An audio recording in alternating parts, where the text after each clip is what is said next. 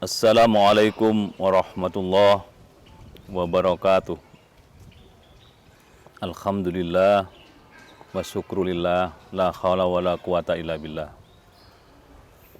Anak-anakku yang berbahagia, saya ucapkan selamat ya, diterima di SMK Mulu, satu lembaga pendidikan yang bukan sembarang sekolah ini. Ini sekolah yang luar biasa. Tepuk tangan bagi kalian semua. Sekolah ini memang dikenal sebagai sekolah juara. SMK Mulu, SMK Muhammadiyah Lumajang. Ada kata Muhammadiyahnya di situ. Tentu adik-adik, anak-anakku semua harus tahu tentang Muhammadiyah ke depannya. Sekarang nggak apa-apa nggak tahu. Dan Muhammadiyah biasanya kalau membangun lembaga pendidikan itu rata-rata maju. Ini contohnya, salah satu di antaranya adalah SMK Mulu ini. Orang mengakui kehebatan sekolah yang kalian masuki. Sekali lagi selamat kepada anak-anakku yang diterima di SMK Mulu. Muhammadiyah itu organisasi keagamaan, organisasi dakwah amar ma'ruf nahi munkar. Dan bagi kita menganggap ini sama dengan organisasi-organisasi yang lain seperti Nahdlatul Ulama, Persatuan Islam atau Persis. Muhammadiyah berdirinya tahun 1912. Jadi sebelum bangsa ini atau negara ini merdeka, Muhammadiyah sudah berdiri dan tokoh-tokoh bangsa ini banyak lahir dari Muhammadiyah. Awalnya sederhana di Jogja, Muhammadiyah itu lahir karena dua alasan utama. Pertama, karena kemiskinan. Miskin umat Islam, khususnya miskin ilmu, karena pendidikan waktu zaman Belanda, orang Islam nggak boleh maju. Dan Muhammadiyah tidak rela kalau umat Islam tidak maju. Maka pelan tapi pasti Muhammadiyah mendirikan sekolah-sekolah di mana-mana. Dan sampai hari ini Muhammadiyah mendirikan sekolah sampai kemudian dari PAUD sampai perguruan tinggi, bahkan dikatakan terbanyak di negeri ini. Bahkan Muhammadiyah sekarang sudah berkembang loh di 39 negara lain selain Indonesia. Ada pimpinan cabang istimewa di Mesir, di Jordan, di Australia, di Amerika, dan seterusnya. Pendek kata, Muhammadiyah dengan pendidikan telah melahirkan tokoh-tokoh besar di tengah bangsa ini. Bung Karno, Presiden RI yang pertama, itu kader Muhammadiyah. Beliau pernah menjadi Ketua Majelis Dikdasmen Pendidikan Dasar dan Menengah di Bengkulu. Dan beliau berpesan, kalau aku mati, tutuplah keranda jenazahku dengan bendera Muhammadiyah. Dan betul, ketika Bung Karno meninggal dunia, tutupnya itu bendera Muhammadiyah.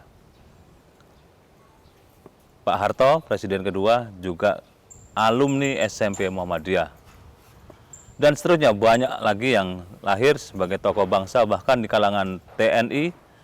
Ya, kader Muhammadiyah yang mendirikan TNI yaitu Jenderal Sudirman. Sampai hari ini namanya melegenda di kalangan TNI, di kalangan Tentara Nasional Indonesia. Karena berjasa sebagai orang pertama kali yang merintis jalan hidupnya TNI, dan semboyan, moto-moto perjuangan sangat dikenal sampai hari ini. ini kader Muhammadiyah. Jadi melalui pendidikan seperti SMK Mulu begini akan lahir orang-orang hebat, orang-orang penting, termasuk kalian anak-anakku, nanti akan menjadi orang-orang berharga di tengah masyarakat, di tengah bangsa ini. Ini yang pertama.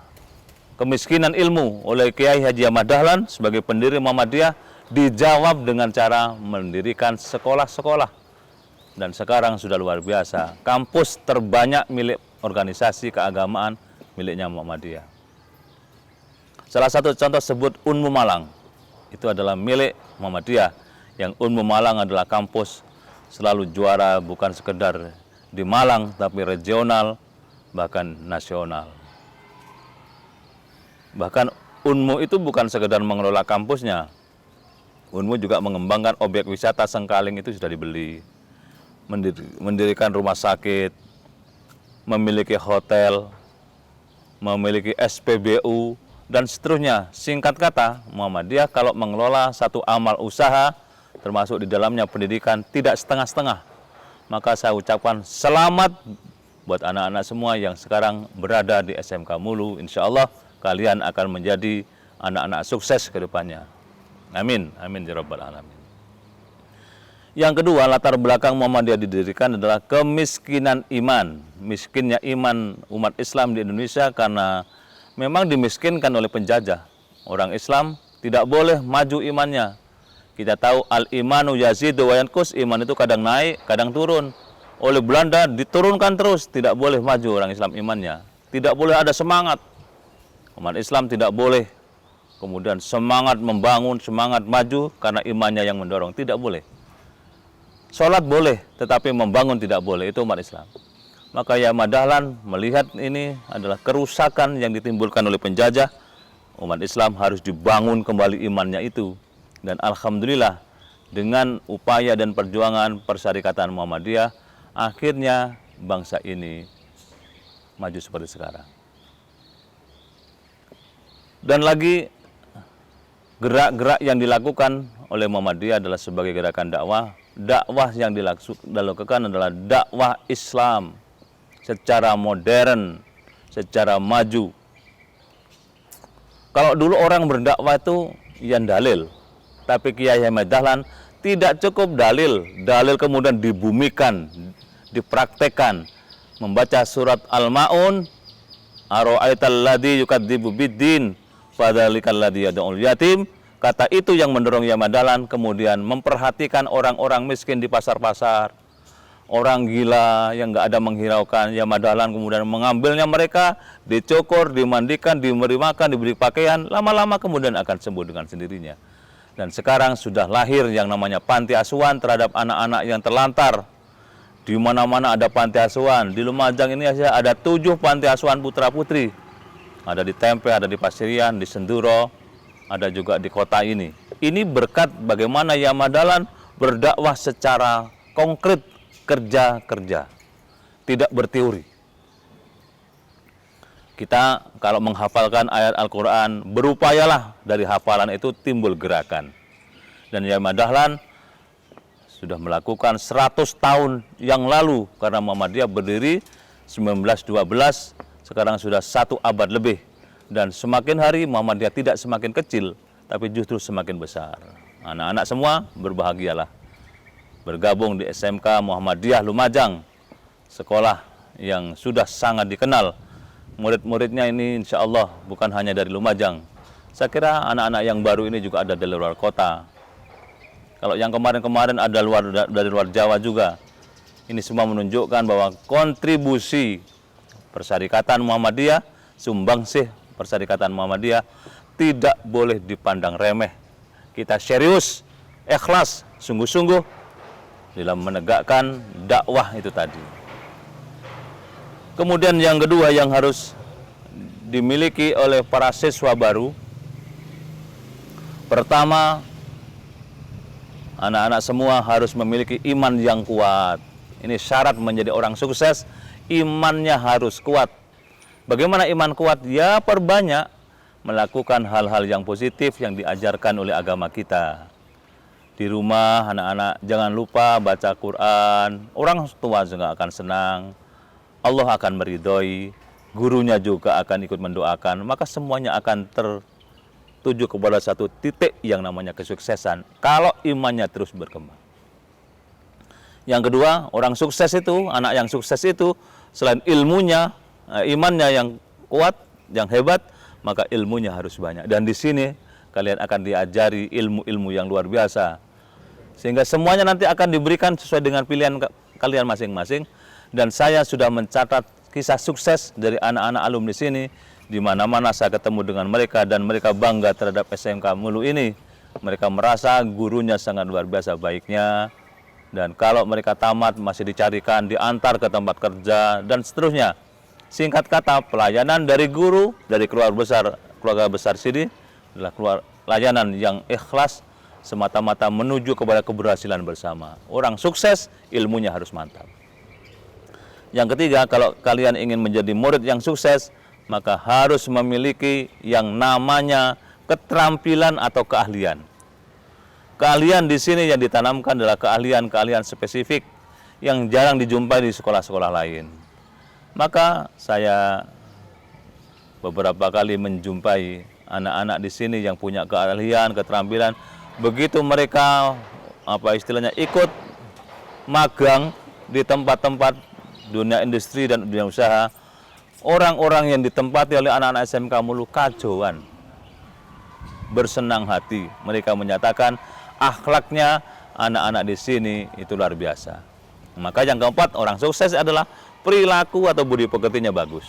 Anak-anak, latihlah diri kalian menjadi anak yang berakhlak mulia, sebagaimana Rasul Muhammad SAW beliau diutus oleh Allah untuk memperbaiki akhlak dan budi pekerti umatnya, termasuk kita semua. Maka yang terakhir saya ingin sampaikan 4 hal yang harus dimiliki lagi oleh anak-anak. Pertama, anak-anak masuk di sini dilatih menjadi siswa yang jujur. Jujur itu adalah mahkota, keindahan. Kalau orang sudah nggak jujur, orang lain tidak akan percaya. Yang kedua, bisa dipercaya. Harus amanah, bisa dipercaya. Kalau mendapat tugas, dilakukan dengan baik. Kalau tidak masuk sekolah, harus menyatakan tidak masuk sekolah karena apa? Harus amanah, bisa dipercaya. Yang ketiga, harus menyampaikan informasi secara holistik, secara menyeluruh, secara benar, akurat, tidak dibuat-buat. Dan kita semua harus memiliki keahlian di bidang itu. Kemudian yang keempat, harus cerdas. Siswa di sini harus cerdas. Bagaimana melatih kecerdasan? Pertama, cerdas emosinya. Tidak gampang marah kepada teman. Teman adalah saudara di sini. Saudara keluarga besar SMK Mulu. Emosinya harus cerdas. Yang kedua, intelektualnya harus terlatih. Anak-anak di sini intelektualnya terlatih, diasah, harus senang baca buku-buku, datang ke perpustakaan, tanya kepada guru, selalu belajar, dan belajar. Sehingga selama 3 tahun di sini, anak-anak akan terlahir sebagai intelektual muda. Ilmunya mantap, kalau bekerja berdasarkan ilmu. Itu cerdas intelektual. Ada cerdas yang ketiga adalah kecerdasan spiritual. Kalian bukan lagi anak SMP sekarang. Kalian adalah anak SMK. Spiritualnya harus meningkat. Tambah umur, tambah dewasa. Tambah umur, tambah wise, tambah bijaksana. Tambah umur, tidak kekanak-kanaan. Boleh manja, tapi manja yang dilakukan di sini adalah manja yang terdidik kepada gurunya, kepada orang lain yang lebih dewasa, kepada kakak kelasnya, menghormatinya, dan seterusnya. Coba di sini ada spiritualnya dilatih dengan bagus, ada sholat duha, ada sholat jamaah, ada baca Quran. Semua itu adalah kecerdasan spiritual.